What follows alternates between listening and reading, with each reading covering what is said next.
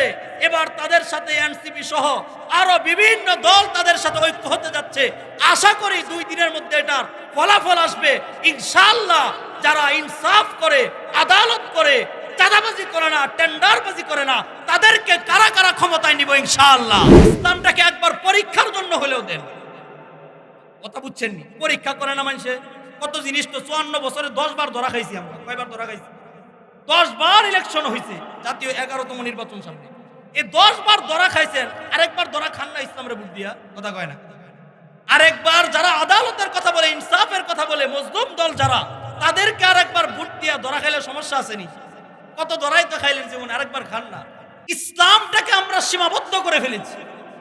আমরা শুধু ইসলাম মানে একটা অবকাঠামো বানায় ফেলছি, যে ইসলাম মানে নামাজ, রোজা, হজ, যাকাত, এটা সেটা, এতটুকুই না। অত ইসলামের সংজ্ঞা জানেন ইমাম ইবনে তাইমিয়া রাহিমাহুল্লাহ তাআলা তার দালাইলুন নবুওয়ার মধ্যে কি বলেছেন? ইসলাম কাকে বলা হয়? ইসলাম শুধু শান্তির ধর্ম, শুধু এটার অর্থ না। উলামায়ে কেরাম জানেন বাব ইফআলের যে মাসদার থেকে আসছে, ইসলাম মানে হলো আনুগত্য করা। আল ইসলাম মানে কি করা? নিজেকে মিটায়া দেওয়া। সফাতুল মাসাদিরই তো আছে, যারা মিজান পড়ছে জানেন।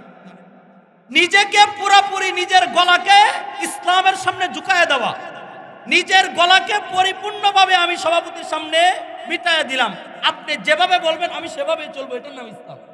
ইসলাম মানতে গিয়া নিজের কোনো চিন্তাকে দেখা যাবে না। ইসলাম মানতে গিয়া নিজের কোনো বুদ্ধি প্লে করা যাবে না। ইসলাম মানতে গিয়া নিজের কোনো বিবেক খাটানো যাবে না।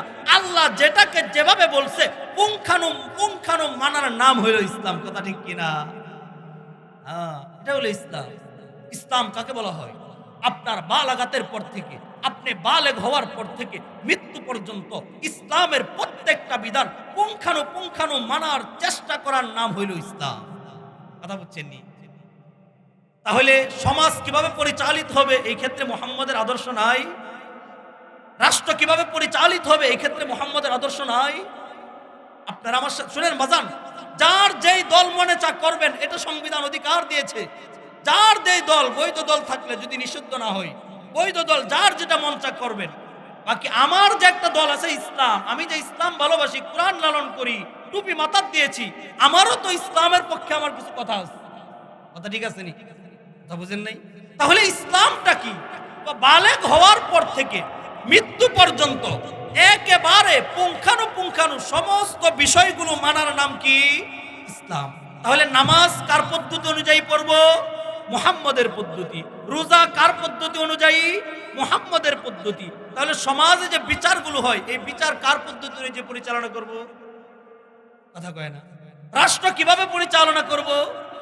না, ইসলামের মধ্যে রাষ্ট্র পরিচালনার বিধান বুঝি দেয় না ইসলামের মধ্যে। আপনি জানেন, যারা মালাবুদ্দা পড়েছেন, এক ফিকহি কথা বলি, আমি এটা পালনপুরি সাহেব রহমতুল্লাহের কাছে শুনেছি দেওবন্দে যখন আমি পড়াশোনা করি। সাইদ আহমদ পালনপুরি সাহেব নাওয়ারাল্লাহু মারকাদাহু, আল্লাহ হুজুরের কবরকে জান্নাতের উচ্চ মাকাম দান করুন। হুজুরে বলেন, তোমরা মালাবুদ্দা পড়েছো, আমাদেরকে বলেছেন মালাবুদ্দার মধ্যে একটা মাসালা আছে যে পুরুষ টিস্যু কিভাবে ব্যবহার করবে। আছে না মাসালা? যে 3টা টিস্যু ব্যবহার করা সুন্নাহ, মুস্তাহাব, আহবাব, 3টা তরিকা আছে। শুধু টিস্যু নাকি পানি, নাকি টিস্যু পানি উভয়টাই, এই তরিকা আছে। টিস্যু ব্যবহারের একটা পদ্ধতি বাড়ছে সেখানে। আমি একই কথা পাইছি সানাউল্লাহ পানিপতি রহমতুল্লাহ, যিনি মালাবুদ্দার লেখক, ওনার এক কিতাব আছে তাফসীরে মাজাহারি, এটার মধ্যে যে টিস্যু ব্যবহারের পদ্ধতি কি, শীতকালে এক ধরনের পদ্ধতি, গরমকালে আরেক ধরনের পদ্ধতি। শীতকালে পদ্ধতি হইল প্রথমে পিছন থেকে সামনের দিকে আনা, গরমকালে সামনের থেকে প্রথমে পিছনে নেওয়া, পরে পিছন থেকে সামনের দিকে আনা।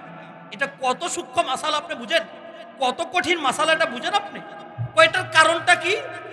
মানুষের শীতকালে অন্ডকোষটা একটু শরীরের চামড়া লাগানো থাকে, ঝুলন্ত থাকে না। পিছন থেকে সামনে আনলে ময়লা লাগার কোনো ভয় নাই। এই মাসালা আছে না? এই মাসালা আছে। তাহলে যেই ইসলামের মধ্যে এত সূক্ষ্ম থেকে সূক্ষ্ম মাসালা, শীতকালে বিধান কি সেটাও দিল, গরমকালে বিধান কি সেটাও দিল। সেই ইসলাম বুঝি রাষ্ট্র কিভাবে পরিচালিত হয়, দেশ কিভাবে পরিচালনা করবে, সেটার বিধান বুঝি কোরআন দেয় নাই? কথা কন না? দিয়েছি। তাহলে এখন হুজুর আমরা তো এটার প্রতি আকৃষ্ট না, বুঝি না। ওই যে এটার জন্য 1 নাম্বার দায়ী আমরা। 1 নাম্বার দায়ী কারা? আমি আমার মতো আলেম ওলামা।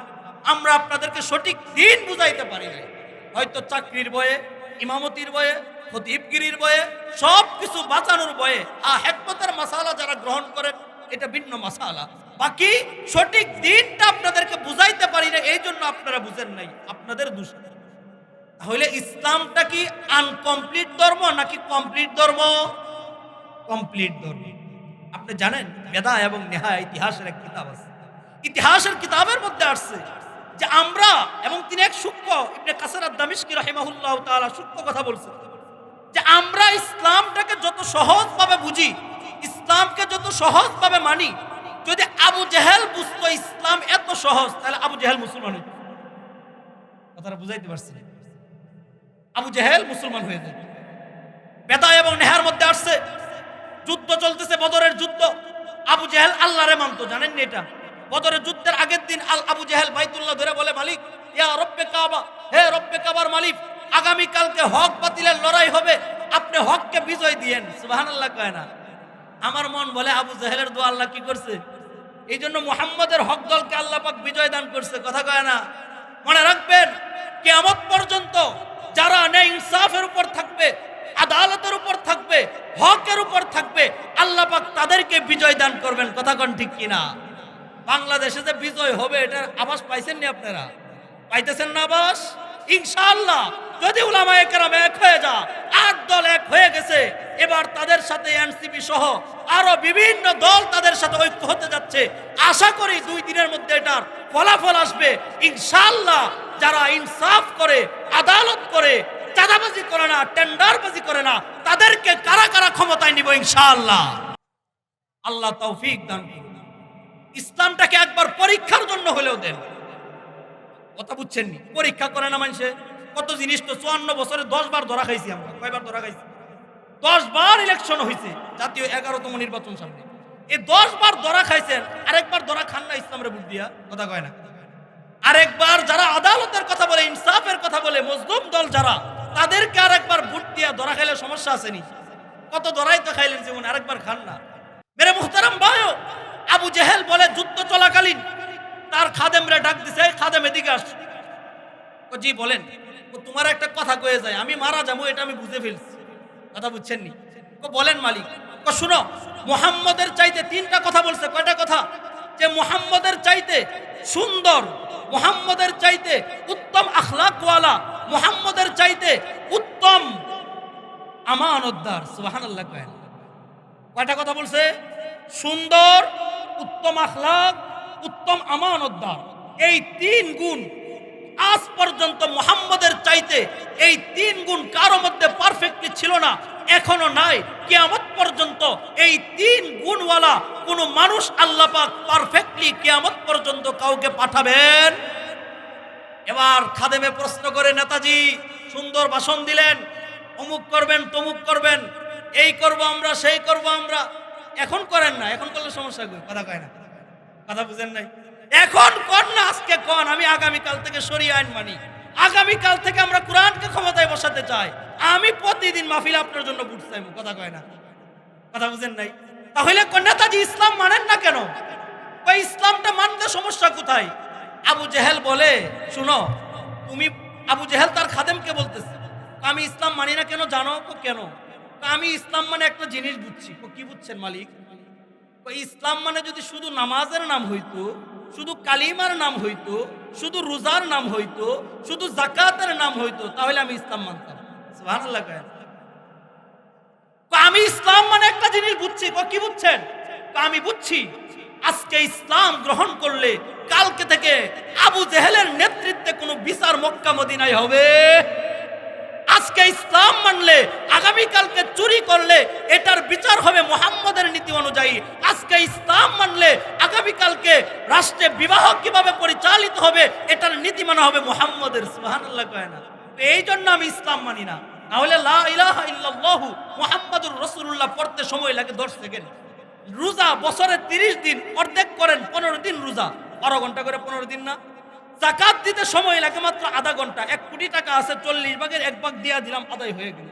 হজ করলে সময় লাগে 5 দিন। শুধু এটাই কি ইসলাম? না, শুধু কিছু কাজের নাম, মৌসুম ভিত্তিক কিছু ইবাদতের নাম ইসলাম না।